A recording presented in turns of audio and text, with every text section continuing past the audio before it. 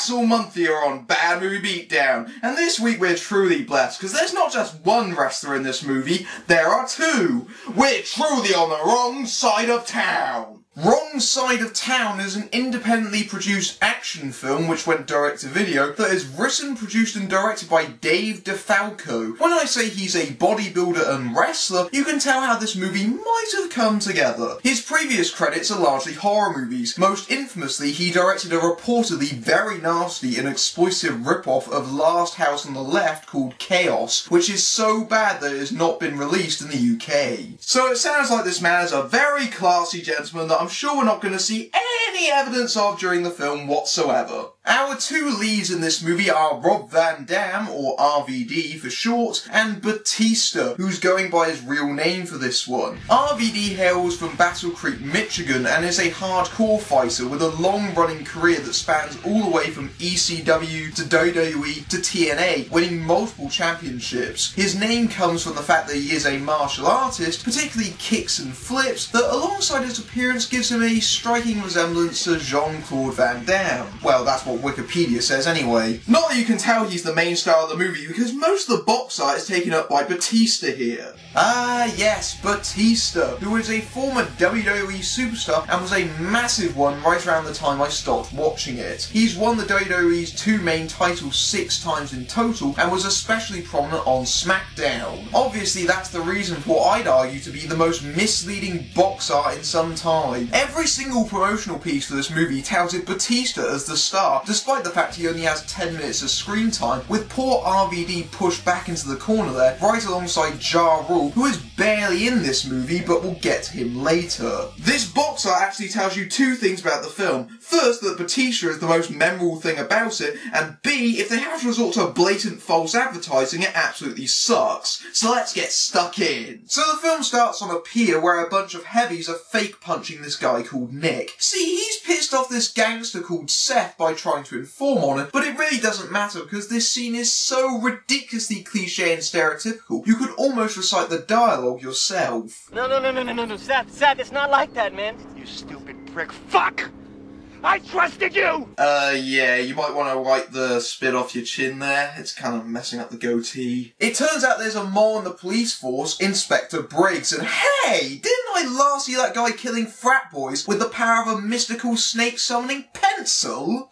I've seen way too many direct-to-video C movies. Cement blocks. Old school, I love it. Yeah, this scene is like it came out of a 30s gangster film. They kick Nick into the river and don't worry, this is completely unimportant. This is a completely pointless filler scene that exists solely for the purpose of making the movie longer and making the bad guy seem scarier than he actually is. Ooh, I'm so intimidated by his spittle. And then we go into this really odd opening title sequence, which is a bit like something you'd see for a gangster James Bond or something. Credit where credit's due, it's actually a really cool opening, even if the jerky motion makes it seem like the Flash player on my computer is lagging again. Trust me, this is the last good thing I have to say about the movie, so I'm trying to ignore the fact that it feels completely out of place because it doesn't fit the tone at all. If you've walked in late, don't worry, it's just getting started now. RVD is a family man named Bobby, with his teenage daughter Brianna swimming in the pool, and he's doing the usual things, you know, like karate chopping logs when his chainsaw breaks. Bobby, it's Brianna!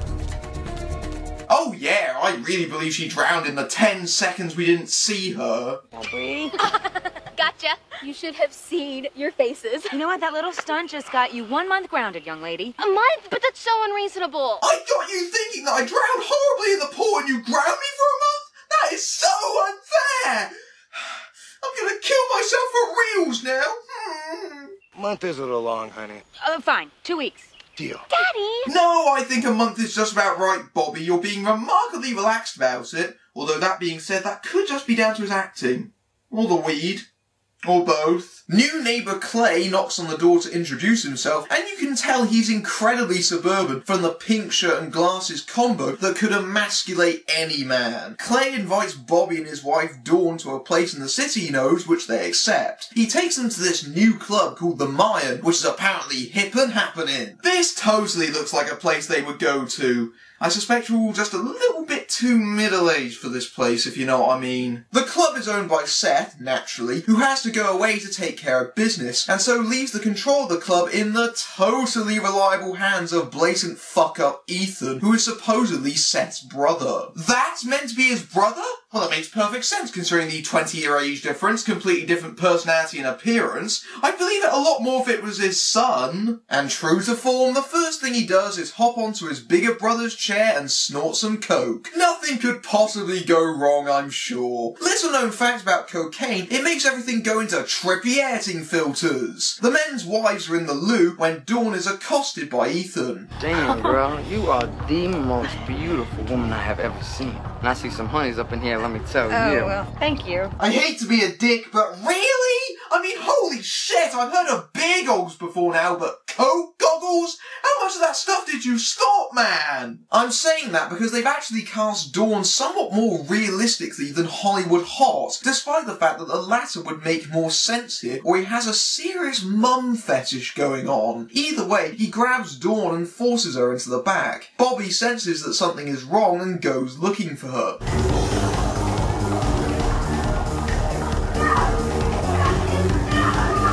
Okay, how the hell can you hear us screaming in the back room in the middle of the club? Those places are bloody loud. You can barely hear yourself think, let alone someone else. Bobby intervenes before his wife is raped, which Ethan is not pleased about. Bobby, look out! Get up, motherfucker. Oh my god. How on earth do you manage to fall onto a sofa and somehow manage to embed a knife into your chest? I mean, I've seen some gigantic squirrels in my time, but even in death, he was a massive failure. That's Seth's brother. This is not good. This is not good. Oh really? It's not good? Please say the horrendous line twice with the same stilted delivery just so we can be sure. Seth, meanwhile, is meeting up with Briggs to apparently pay him for tipping him off about Nick. Didn't he do that in the first scene anyway? What is the point of this scene when it just reiterates what happened in the opening? Oh right, so Seth's not there when he gets a text about his brother's suckality. Are you Seth Borders? That's right, what happened? Sorry, Mr. Borders. Your brother's dead. Ethan! Ethan! Who did this? You better... Okay, if I was a gangster and my brother just got killed, I think I'd have much stronger words for his killer than calling him Dennis the Menace. The police subject the witnesses to questioning. Suppose I told you I had a witness. Says you did stab him. I'd say you and your witness are full of shit. You charge me with something or am I out of here? That's right, Bobby. Be aggressive to the cop who's interrogating you, because, let's face it, he tripped and he fell doesn't sound exactly plausible. Even if it is exactly what happened. Luckily for Bobby being a dickhead, there's no reason to charge him, so he's free to go. Seth is naturally pissed off at this turn of events and orders his men to put a $100,000 bounty on Bobby's head alive. Word spreads incredibly fast, some might say ridiculously so, and they very quickly set up a trap for the group driving back because Clay thinks that car of mean-looking thugs are going to move and soon get boxed in. Oh shit. Clay, get us out of here. But I might hit someone. Who gives a shit if you hit someone with your car? If you don't move, you're gonna die! And it doesn't matter anyway, because he could have driven left the entire time, the massive dolt, and a speeded up car chase ensues. Dawn, call 911. I'm not getting any service. Of course there isn't. It's only the middle of the city, and I think you should sound a bit more worried, lady. The chase moves into a car park where Bobby gets out so he can be a diversion whilst the others drive away and leads the thugs out into a nearby alley. Aim for the lights! That's what's in the line!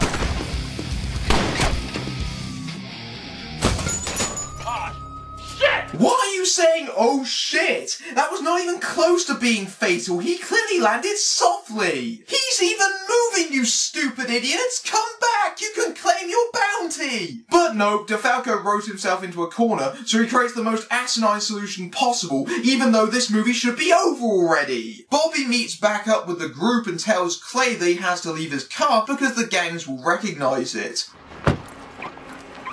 Okay, you've locked it now. We gotta go back to the police station. Oops, you've unlocked it, mate. Ah, there you go, locked it again. Right, do you want people to steal your car or not? Because you only have to press the damn button once. So the dipshits think it's a good idea to tell Seth how they supposedly killed him. Oh look, he just got a phone call from someone telling him that he isn't somehow. Nobody, but nobody could have survived that fall. You stupid fucking moron. I mean, absolutely no one could have survived that clearly broken fall off the side of the building, and I'm going to tell you that I broke your orders as well. I'm definitely not the winner of the Dumbass of the Year award, honest! Meanwhile, the group are walking through another car park, or maybe the same one, who knows, when they're spotted by a black gang led by rapper Omeron. Incidentally, this gang here has the amazing ability to jump cut from one person to another, and so teleport to Bobby. Clay, get in the car. Where did you learn to fight like that? Yeah, where did you learn to do that basic takedown? It was really unimpressive. What are you doing?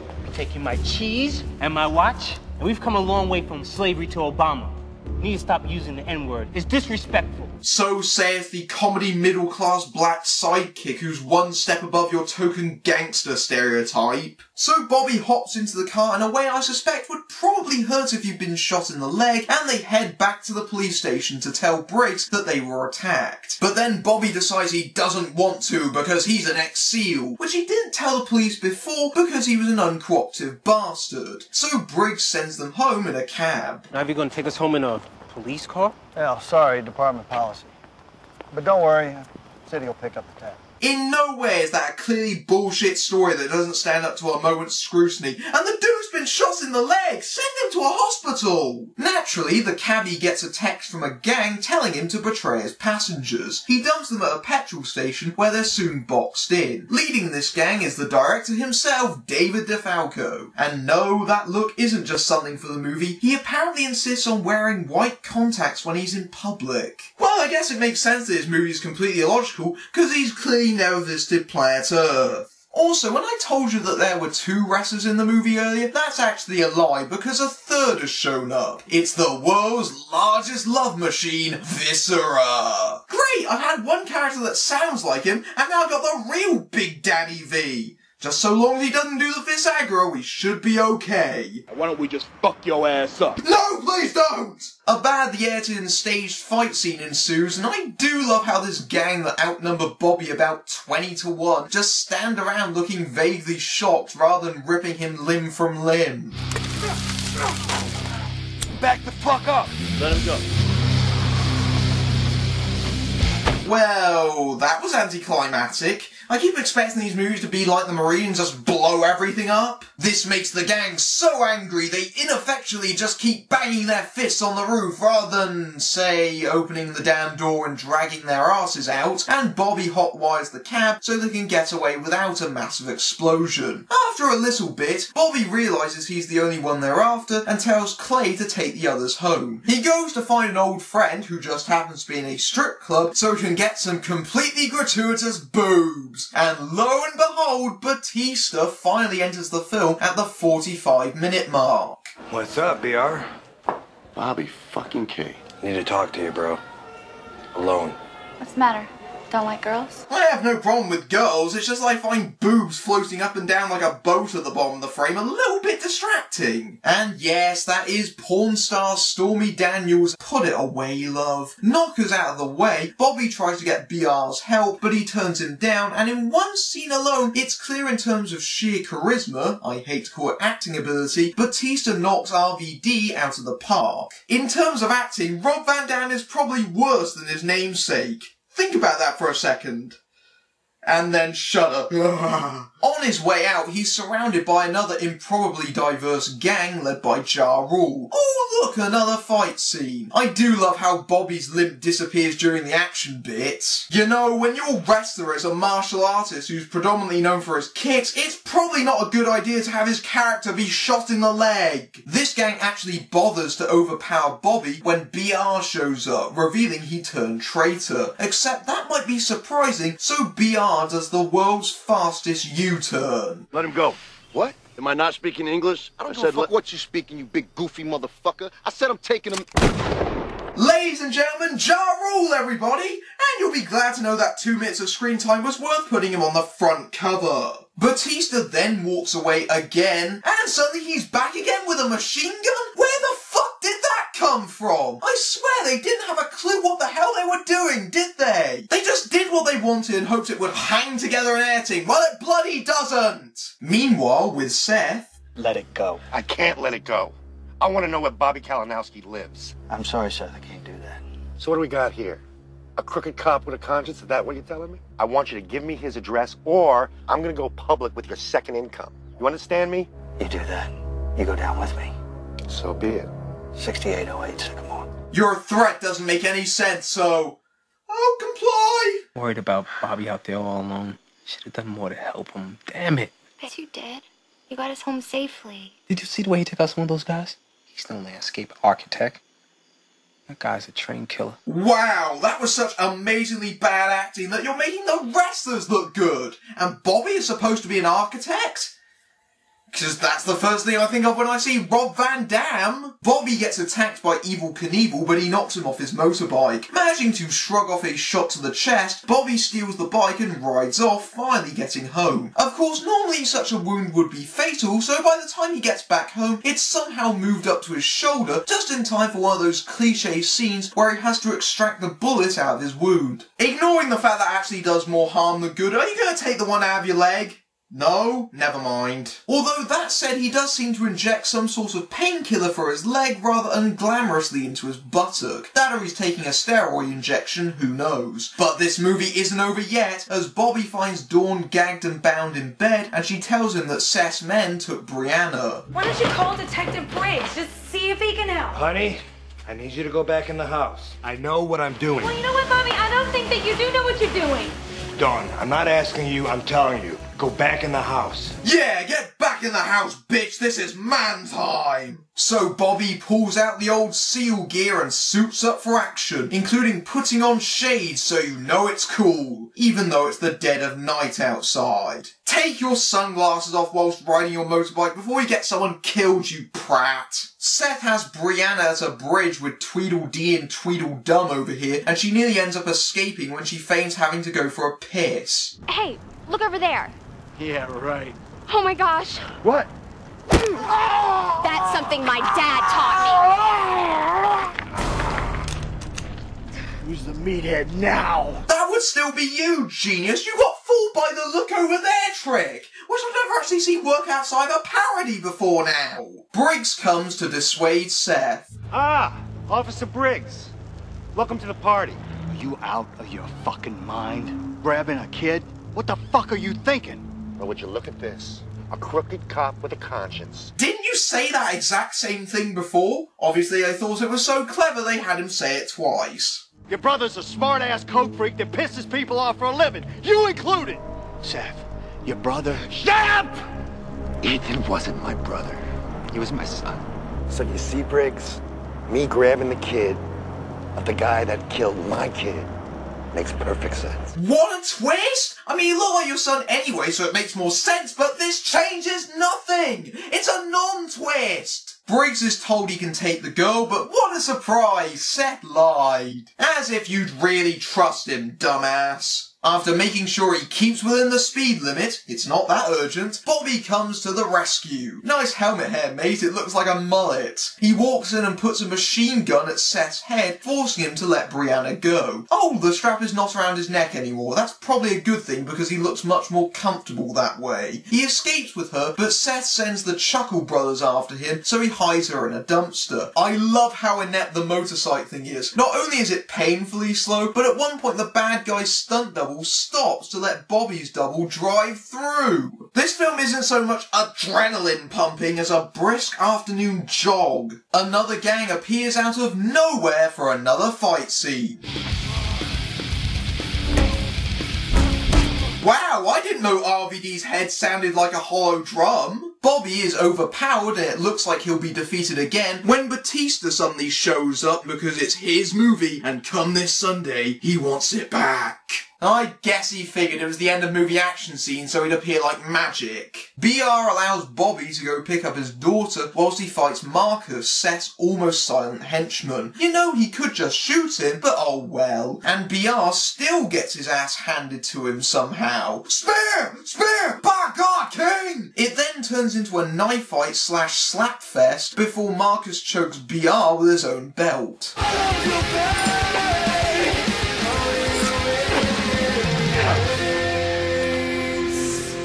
Okay, how the hell did he manage to get away so quickly? What is he, frigging Batman? Unfortunately for Bobby, Seth finds Brianna in the dumpster. Bobby runs right into them, and I'm sure this is going to be a really fair fight. To no one's surprise, Bobby beats the shit out of Seth before snapping his neck unconvincingly. Marcus suddenly appears using his teleportation powers, but BR also teleports here to KO him with a baton. That's it, movie's over, and everyone walks off to go home and cash their checks. Wrong Side of Town is a stupendously lame action film that's even bad by the low standards of the direct-to-video subgenre. Now granted, the scripts of these things are never works of art, but this one barely seems to have had any thought put into it whatsoever. There are gaping holes, it doesn't make any sense, and I don't think it was even proofread if there was even one to begin with. It's clearly inspired by The Warriors, but that's almost like an insult to that film. What these films should at least deliver on is the action scenes, but they don't cut the mustard. The fight choreography is non-existent. It's shot really close, and the editing makes the fights look slow, stiff, and awkward, like we're watching the rehearsal before a proper take. Difalco slaps on some aggressive hard rock in the background to desperately liven them up, but it fails. This is one movie you should cross the street to avoid. I'm Matthew Buck, beating down bad movies everywhere.